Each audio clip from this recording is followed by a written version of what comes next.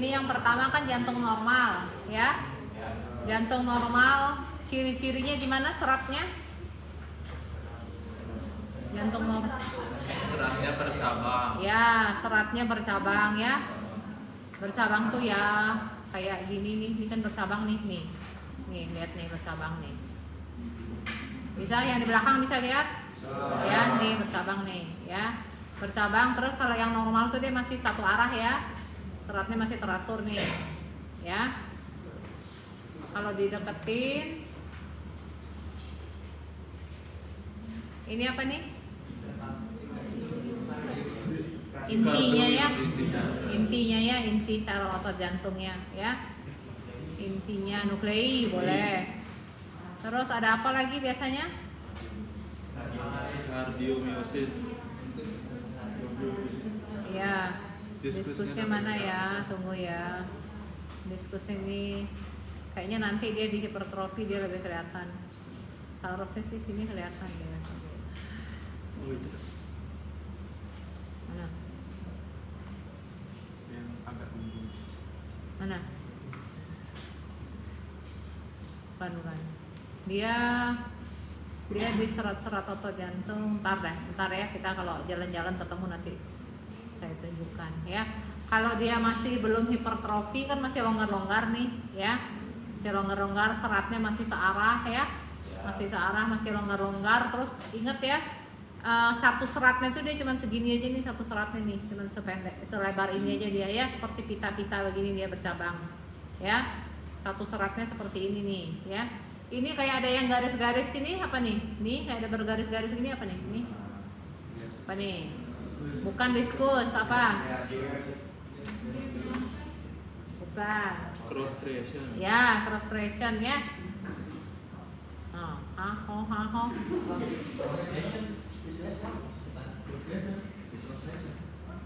Ini ya, ini yang bergaris-garis ini nih. Ya. Nanti kita mau mendekat di pembesaran mana aja sama kok ya. Pasti sama dia. Ini ada serat otot jantung yang mungkin agak terpotongnya agak miring ya. Jadinya beda dia bentuknya. Ya. Terus ini kan serat otot jantung normal, dia tidak hipertrofi nih. Dari atas saja kelihatan kan dia berjarak-jarak gini nih ya. Kalau dia hipertrofi apa tidaknya, yang ini tidak ya. Cuman dia ada keadaan patologisnya yaitu ya, dia ada jaringan adiposa di tengah-tengah serat otot jantung, di tengah-tengah miokardiumnya ini kan, ya, nih, ya, ini sudah keadaan patologis nih, begini ya, seharusnya kan tidak ada, ya, nih, ya, seharusnya miokardium ya udah lapisan otot aja semuanya miokardium nih, ya, lapisan paling luar apa? Hah? Nah, kalau bilang adventisia itu kan pembuluh darah. Perikardium ya. Ini dia perikardium nih, yang serat lapisan paling luar nih ya. Di bawahnya perikardium kan sudah miokardium nih ya. Begitu mulai dari sini ke bawah ini sudah miokardium ya. Perikardium ini berupa jaringan apa dia? Jaringan ikat, bisa bercampur dengan pembuluh darah nih, buktinya nih ya. Terus bisa bercampur dengan saraf, bisa, lemak juga bisa ya. Nih kan di sini dia ya. Nih ada sampai masuk tuh ya. Ini sudah keadaan patologis nih. Otot jantungnya sih normal, tapi di sisi lain ada jaringan adiposanya dia ya tuh ya. Sudah ya, kalau jantung normal sudah segitu aja ya. Sekarang hipertrofi yang sering terjadi pada atlet atau pada penderita hipertensi ya. Ini jaraknya sudah mulai lebih sempit-sempit nih. Nih. Jarak antara serat otot jantung satu dengan serat otot jantung lainnya sudah mulai sempit. Tuh, ya, yang tadi kan lebar-lebar ya. Ini sudah mulai sempit-sempit ya. Terus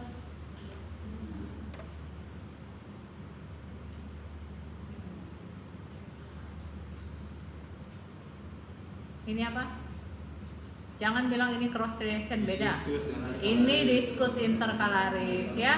Yang cross striation tuh ini dia nih yang berdarah banyak nih. Nih cross striation, nih. Nih ya, bisa ya bedain ya. Kalau diskus tuh dia cuman tebal dan sendiri-sendiri. Nih, tebal lebih gelap sendiri-sendiri aja dia ya. Cross striation nih semuanya ada nih, setiap sarat otot jantung banyak cross striationnya. Ya. Tahu enggak nulisnya? Ceros. Ya. Ya. Nih. Jaraknya sudah sempit-sempit ya. Antar serat otot jantung satu dan serat otot jantung lainnya. Mungkin di beberapa tempat dia ada yang masih beraturan, masih searah, di beberapa tempat lain sudah tidak searah. Ya, ini sudah berantakan. Nih kan, ya sudah nggak beraturan lagi nih. Ya, terus per satu seratnya pun sudah lebih lebar-lebar dia. Ya, nih, ya, udah ya jelas ya. Udah segitu aja, gampang kan? Terus sekarang ke aterosklerosis ringan, menyisakan lumen sampai ringan. 95. Ya, ringan tuh yang sampai 95 ya.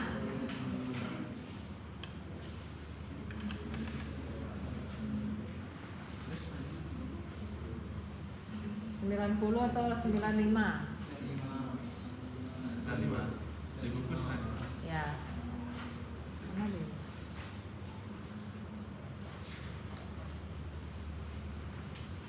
95. Nih ya, ini kan lebar nih. Nih ya. Tunikanya apa aja? Intima, media, adventitia. Yang paling tertebal? Media ya. Kalau arteri yang paling tebal media ya. Kalau si adanya plak ini nempelnya di tunika apa? Intima dong ya. Makanya kalau plaknya dia nempel di tunika intimanya yang tidak begitu jelas di setiap keadaan aterosklerosis ya. Tunika karena dia menempel sama tunika intimanya jadi nggak begitu jelas. Nih coba kita deketin lagi. Yang bisa dikenali tunika apa? Nih media nih yang ada serat-serat panjang-panjang kan ini lapisan jaringan otot kan dia ya terdiri dari jaringan otot longitudinal nih yang ada kayak serat-seratnya panjang-panjang warna pink ini tunika media, bisa lihat?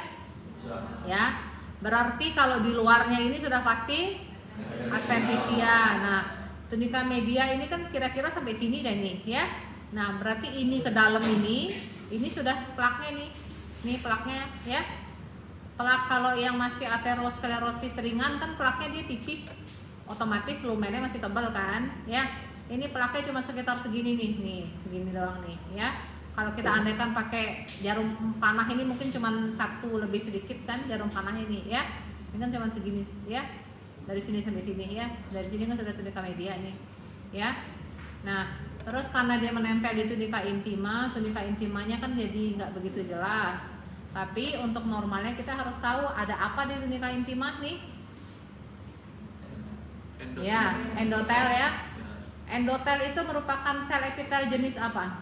Pipi selapis. Pipi? Selapis. Selapis ya. Ya, jangan kolumnar, jangan kuboid ya. Ini dia pipih atau squamous dan selapis ya. Ingat ya, selapis ya. Nah, kalau plak itu kan macam-macam isinya ya, bisa dia ada isi. Nih, coba nih kita lihat apa aja isinya nih. Nanti di plak yang makin berat baru lebih jelas ya. Ini bisa ada isi sel radang, bisa ada ini kayak kotoran-kotoran ya, bahan-bahan nekrosis ya, ada eritrosit bisa ada, macam-macam bisa ada ya di plak ya. Ini plaknya kan masih kecil nih ya, masih tipis dia ya. Terus ini tunika adventitia ya, udah tahu ya? Ini apa? Saraf. Kenapa bukan pembuluh darah? Ya, pertama tidak berisi lumen. Ya, tidak ada lumennya, buntu dia tanpa lumen. Terus intinya berantakan begini nih, ya. Ini bukan pembuluh darah ya. Kalau pembuluh darah kan seperti ini dia. Nih, dia ada lumen, yang jelas ada lumen. Kalau dideketin masih ada endotelnya. Nih, ya. Masih ada endotelnya rapi dia. Kalau yang ini kan saraf kan tuh buntu dia mampet, intinya banyak berantakan ya. Ini yang putih-putih nih mielin ini ya, ini akson dengan mielinnya ya. akson sel saraf dengan mielin. Ya. Terus ada pembuluh-pembuluh darah di sekitar pembuluh darah besar. Apa biasanya? Apa namanya? Kumpulan pembuluh-pembuluh darah. Ya, vasa vasorum ya. Apa dia tugasnya? Tugasnya untuk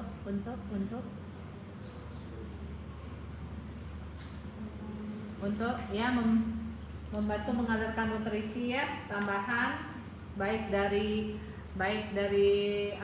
dia mengalirkan, bantuin dari tunica adventitia ke media ke intima, dia yang membantu nanti ya. Itu tunica, itu yang aterosklerosis ringan. Sekarang yang sedang sisa lumennya kira-kira 50 ya. Yang ini jangan dilihat ya, ini terlepas ya. Kenapa dia bisa terlepas? Karena semakin berat aterosklerosisnya kan semakin kaku pembuluh darah ya, seperti selang tambah nggak bisa dipencet ya, semakin kaku. Nah, semakin kaku itu yang membuat pembuluh darahnya ini keras pada saat dipotong, pada saat proses jaringan dari jaringan segar, dari pembuluh darah segarnya dipotong keras, sehingga pada saat proses terlepas gini dia ya, karena sudah kaku. Yang kita lihat di bagian sini nih, bagian sini ya. Ini kalau yang terlepas ini sudah jelas nih, tunika apa nih? Tunica Media ya, jelas kan nih ya. Nah, kalau yang masih bergabung sini kan dia, ini media, setuju? Ya. Nih, sekarang bayangkan yang tunika intima dan plaknya itu sudah setebal ini tuh. Tuh, ya. Jelas kan bedanya sama yang tadi ya? Yang tadi kan cuman satu anak panah aja dia. Ya. Cuman selebar satu anak panah kursor ini aja ya. Ini yang sedang nih. Nih, jelas dong ya, beda ya. Ini medianya sudah jelas, patokannya media aja ya. Berarti di bawahnya media ya sudah, berarti plaknya ya. Ini segini. Nih. Ya, ini kan tebal plaknya ya. Isinya apa? Plak itu?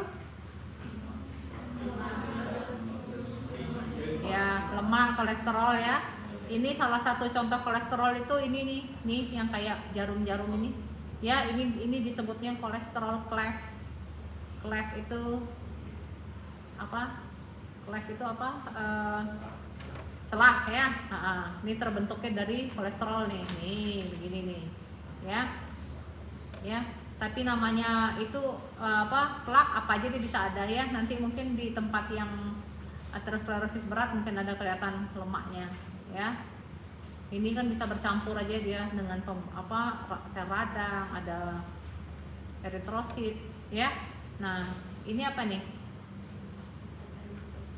Limfosit. Nah, limfosit kenapa dia bisa ada di sini? Inflamasi. Ya, karena inflamasi, karena ini kan sudah bertambah berat dia penyakitnya ya, kelainannya sudah bertambah berat. Jadi semua kejadian yang patologis, semua yang tidak normal juga ikutan juga dia ada di sini ya. Bisa ada sel radang, pembuluh darahnya melebar-lebar, ini banyak ya. Nih ya, pembuluh darah di sekitarnya makin banyak. Ini di sini juga ada lagi radang ya. Ini sampai mengelilingi ke pembuluh darah juga nih radangnya tuh ya, sampai di jaringan saraf sekitarnya juga ada pembuluh darahnya nih. Sel radangnya ya di sekitar saraf ya.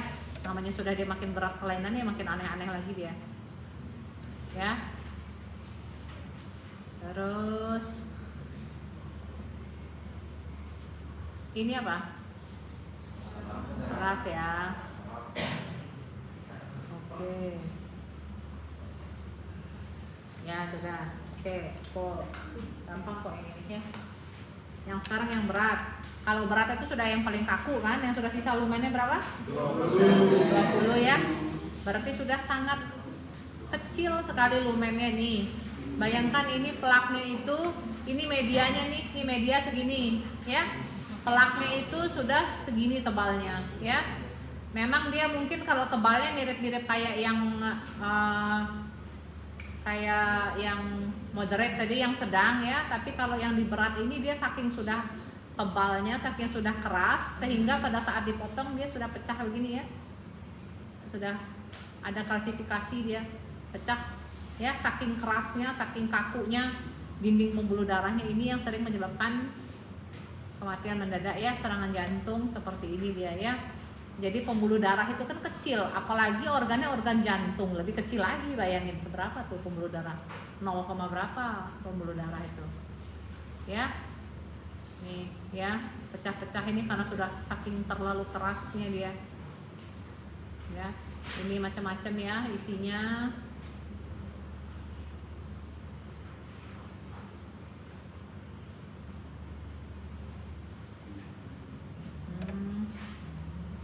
Ini kelainannya pun makin berat ya, sel radangnya makin banyak, ya sudah ya, ngerti ya, Terus ini yang terakhir ada satu preparat, satu topik yang saya lupa masukkan di kuliah dan lupa saya masukkan juga di buku pedoman, tapi mungkin akan keluar karena diminta soalnya. Jadi perhatikan apa yang saya bilang ini, saya ajukan jadi soal, cuman nggak tahu nanti terpilih apa enggaknya ya, tapi saya ajukan jadi soal ya. Ini namanya, penyakitnya namanya kardiak miksoma ya. Miksoma tulisannya kardiak biasa ya, pakai C ya, kardiak biasa. Miksoma tuh tulisannya M-Y-X-oma, M-Y-X-oma, miksoma ya. Kardiak miksoma ini adalah tumor jinak pada jantung ya. Perhatikan ya, semua yang saya bilang nih catat. Tumor jinak pada jantung yang terbanyak pada atrium kiri ya. Atrium kiri. Atrium itu sebelah mana, atas bawah? Atas ya, jangan sampai ada yang bilang bawah atrium ya. Nah, kenapa disebut kardiak miksoma? Karena miksonya, kalau kardiak kan jantung ya. Nah, miksonya itu, mikso itu berasal dari kata-kata miksoid. Miksoid itu apa? Ini lihat nih, di preparat ini yang paling menonjol apa? Warna apa yang paling mencolok? Biru ya. Biru yang wel-welan ini kan nih ya, wel-wel ini ya, biru ya. Nah, ini warna-warna biru ini kalau di mikroskopisnya dibilangnya area miksoid ya, makanya dia kardiak miksoma. Ini area biru-biru ini namanya area miksoid. Ini kalau di jaringannya itu, di jaringan jantungnya kalau dipotong tumornya ini dia mengkilap dia ya, berlendir dan mengkilap gitu. Inilah kelihatannya dia ya, berlendir ya. Ini dia miksoma ya, ini daerah-daerah miksoid ya. Jadi nanti saya ada kasih pertanyaannya, apa yang menonjol pada mikroskopis kardiak miksoma. Ya, area miksoid ya, jangan bilangnya area perdarahan, area radang atau area apa ya. Area miksoid dong, sesuai namanya, kan nggak susah ya. Terus nanti di setiap tengah-tengah area miksoid ini kan ada isinya nih. Ya, kelihatannya ada isinya ya. Coba kita deketin yang di sini nih. Ini isinya ini sel tumornya. Nah, sel tumor itu khasnya kayak gimana? Sel tumor itu dia berbentuk stelet atau seperti bintang nih, bercabang nih kayak bintang nih. Nih, stelate tulisannya. Stelate. Ya, ini semuanya dia bercabang seperti bintang. Ya, ada yang cabang 2, ada cabang 3, ada banyak. Ya. Ini mau mendekat di area miksoid manapun sama. Mendekat di area miksoid sini sama juga. Tuh, ya. Sel-selnya berbentuk stelet ya, bercabang-cabang. Jelas? Jelas ya. Nah, selain berbentuk stelet dia ada apa lagi nih? Coba kita jalan-jalan sebelah sini nih. Perdarahannya. Ini di dalam pembuluh darah nggak? Ya, bukan ya. Ini kan bukan dalam pembuluh darah ya. Ini sudah area perdarahan ya. Area perdarahan ini kan dia pembuluh darahnya sudah keluar dari darah eritrositnya sudah keluar dari pembuluh darah kan? Ya. Makanya ini disebutnya ekstravasasi eritrosit ya. Ekstra itu luar, vasasi itu peredaran darah, pembuluh darah ya, eritrosit ya, eritrositnya di luar pembuluh darah ya. Ekstravasasi eritrosit ya. Ini dia bercampur dengan sel-sel tumornya kan ya, area miksoidnya tadi itu ya. Terus satu lagi karakteristik tampakan massa tumornya seperti apa, massa jaringannya ya. Bukan massa yang kita lihat di mikro, ini kan mikroskopis namanya ya. Kalau jaringan segar itu makroskopis. Makroskopis pada kardiak miksoma ini bentuk masanya adalah bulat bertangkai.